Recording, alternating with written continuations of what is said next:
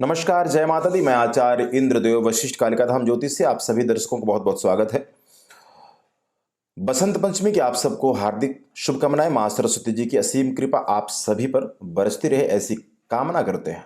दर्शकों, सनातनी पद्धति में बसंत पंचमी का भी एक बहुत बड़ा महत्व है। इस दिन ही मां सरस्वती जी का प्राकट्य या उद्गम हुआ है, ऐसा कह सकते हैं आप। वाणी, बुद्धि, विद्या, संगीत, ज्ञान की जो देवी है मां सरस्वती है। आज इस वीडियो में बताएंगे बसंत पंचमी का शुभ समय। शुभ समय बताने से पहले एक चीज बताना चाहूंगा। देखिए, जब कोई पर्व होता है, रामनवमी, कृष्ण जन्माष्टमी, बसंत पंचमी, अक्षय तृतीया या कोई भी ऐसा बड़ा दिन हो, तो ये अपने आप में स्वयं सिद्ध मुहूर्त माने जाते हैं। इस दिन कोई गणना करने की, कोई ग्रहों को देखने की, कुछ भी विचार करने की आवश्यकता नहीं होती। ये दिन अपने आप में इतने पावरफुल, इतने सिद्ध माने जाते हैं, इसीलिए इन बड़े दिनों का विशेष महत्व कहा गया है। इस दिन अगर आप कुछ भी कर देते हैं और श्रद्धा से, विधि से कर देते हैं, तो वो कभी असफल नहीं होता। ईश्वर का नाम, दान पुण्य, पूजा पाठ, मंत्र जाप, उपाय कभी असफल नहीं होते, लेकिन ऐसे किसी बड़े पर्व पर करने पर संशय ही नहीं होता कि आपका उपाय, आपका प्रयोग, आपका पूजन, आपका दान पुण्य, आपकी विधि कोई बेकार चली जाए। ये भी जानकारी दूंगा मां सरस्वती जी की पूजा कैसे करें। देखिए, विधि का बहुत महत्व है, इसलिए आप सबको जानकारी देने की कोशिश कर रहा हूं, क्योंकि शास्त्र में पूजन में यानी कर्मकांड में विधि का बहुत महत्व है। श्रद्धा से ज्यादा विधि का महत्व है, तो इसलिए विधि अनुसार भी करना है। फिर भी इसमें जो पुण्य काल देखा जाएगा, जो सबसे पवित्र समय कौन सा है, इसके बारे में भी बात करेंगे। बसंत पंचमी 5 फरवरी दिन शनिवार को है। इस दिन सिद्ध योग भी थोड़ा सा मिलेगा आपको, तो ये और अच्छी बात है। और इसमें जो पंचमी तिथि है, ये 5 फरवरी को सुबह 3:48 से प्रारंभ हो जाएगी, तड़के ही, प्रातः काल ही। लेकिन पूजन आपको विशेषतः मध्य काल में करना बहुत शुभ माना जाता है।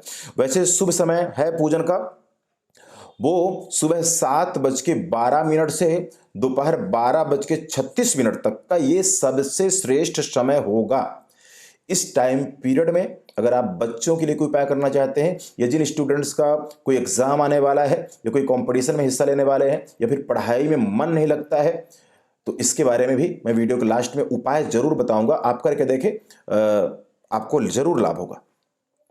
बसंत पंचमी को प्रातः काल स्नान ध्यान से निवृत्त हो जाए, और सबसे पहले यही कोशिश करें, आपके शरीर में कोई ना कोई पीला वस्त्र जरूर होना चाहिए। पीला वस्त्र धारण करें।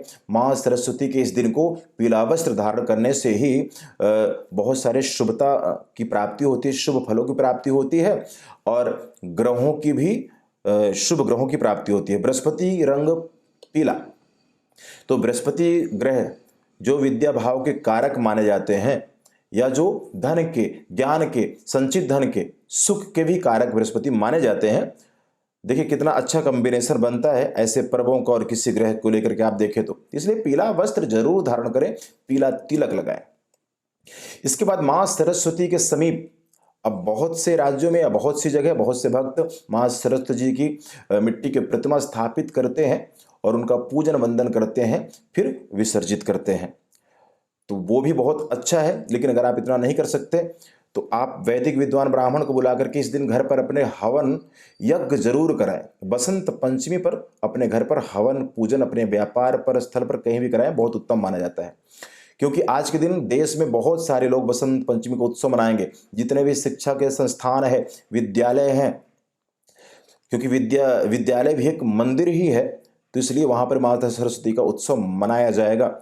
स्नान ध्यान से निवृत्त होकर के पीले वस्त्र धारण करें, पीला तिलक लगाएं, और मां सरस्वती के समीप जाकर, मंदिर में जाकर, अपने घर पर बैठ करके आप पीला तिलक, अक्षत, पुष्प, पीले फूल, मां सरस्वती को सफेद फूल भी मां सरस्वती को चढ़ाएं आज के दिन, पीले और सफेद, पीले पुष्प, सफेद पुष्प, नैवेद्य, भोग। भोग में आज आप पीले रंग का चावल बना के मां सरस्वती को जरूर अर्पण करें। आपके घर पर मां भगवती की कृपा से अन्न की कमी नहीं होगी, या जो भी अन्न आप खाते हैं उससे बीमारियां नष्ट हो जाती हैं। किचन को बिल्कुल स्वच्छ साफ करके स्नान ध्यान से पवित्रता पूर्वक घर पर चावल बनाना है। शुद्धता के साथ सारे नियम करने हैं। माँ सरस्वती को ये चावल का भोग लगाएं। पीले रंग के फल भी माँ सरस्वती जी को अर्पण कीजिए। इसी के साथ साथ माँ सरस्वती जी के किसी मंत्र का जाप कर सकते हैं। अगर आप जर्नल मंत्र वैसे जाप करना चाहते हैं माँ सरस्वती की प्रसन्नता के लिए, अगर आप संगीत क्षेत्र में कोशिश कर रहे हैं, या फिर आपका कोई विद्या से जुड़ा संबंधित काम है, या फिर किसी भी धार्मिक क्षेत्र में है, या किसी भी व्यापारिक क्षेत्र में भी है, किसी सर्विस में भी है, तो भी आपको यह मंत्र जाप करना चाहिए।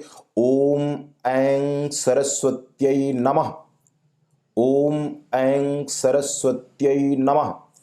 इस मंत्र का 108 बार जाप पीले आसन में बैठ के, पीले वस्त्र धारण करके, देसी घी का दीपक प्रज्वलित करके आप करके देखिए।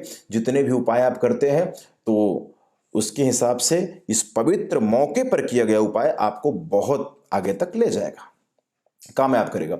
जो विद्यार्थी वर्ग है उनको ओम या देवी सर्वभूतेषु विद्या रूपेण संस्थिता नमस्तस्यै नमस्तस्यै नमस्तस्यै नमो नमः, इस मंत्र का जाप कर सकते हैं। आज के दिन ही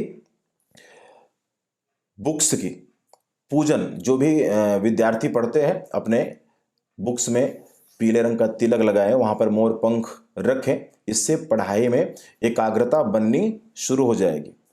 और कोशिश करें विद्या अध्ययन प्रातः काल में करें, बिस्तर में बैठ के ना पढ़े। कोई पढ़ाई के लिए कोई व्यवस्थित जगह बनाए, कोई लकड़ी का टेबल हो जाए, या फिर कोई जमीन में बैठ के पढ़ सकते हैं, लेकिन बिस्तर में ना पढ़े। प्रातः काल ज्यादा पढ़ने की कोशिश करें, विद्या में सफलता मिलेगी आपको। आज के दिन आपको एक प्रयोग और बताऊंगा। जहां आप पढ़ाई करते हैं वहां पीला चित्र या मां सरस्वती का चित्र जरूर लगा के रखें व्यवस्थित जगह पर। और बच्चों से, अगर आपके बच्चे का पढ़ाई में मन नहीं लगता तो हरे रंग का फल लेकर के उसके हाथ से आज दान करवा दें। बसंत पंचमी वाले दिन लाभ होगा। अगर आपके गृहस्थ जीवन में दिक्कतें आ रही हैं, समस्याएं बन रही हैं, तो आज के दिन आपको अर्गला कीलक स्तोत्र का पाठ करना चाहिए, देसी घी जला के। और उसके बाद सफेद रंग के वस्त्र का और पीले रंग के वस्त्र का, इन दो वस्त्रों का साथ में दान करना चाहिए, लाभ होगा। इसके अतिरिक्त प्रसन्नता रखें, खुश रहें। मां भगवती का पूजन वंदन गीत संगीत भी आज आपके घर में उत्सव की तरह मनना चाहिए। संगीत सुने, मां भगवती का पूजन वंदन करें। बसंत पंचमी बहुत पवित्र त्योहार है। बसंत 6 ऋतुएं हैं, 12 महीने 6 ऋतु और 7 दिन, इसी में सबका जीवन या सब कुछ इसी में होना है। तो 6 ऋतु में बसंत ऋतु को राजा कहा गया है।